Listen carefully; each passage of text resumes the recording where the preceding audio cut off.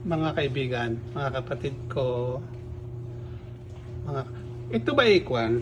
Pagpayuhan nyo nga ako mga... Ito ba pag nagbunga, itong puno na ito yan? Kilala nyo naman siguro yung puno na yan, no? Kapag yan ay nagbunga ng ganyan, kababa, ano ibig sabihin yan? Suswertehin ka ba na sa buhay? Matutubad ang mga pangarap mo?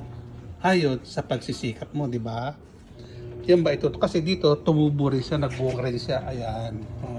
Puro nila sa gilid lang ng bahay yan. Mayroon isang bunga ng ganyan na kaliit. Oh.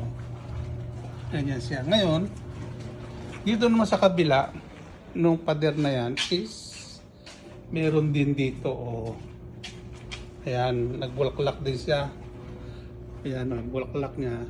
Na, ganyan lang sa kalaki. Oh. Ito rin katabi niya na ganyan. Ito, maliit lang siya. Pero, nagbulaklak din siyang ganyan.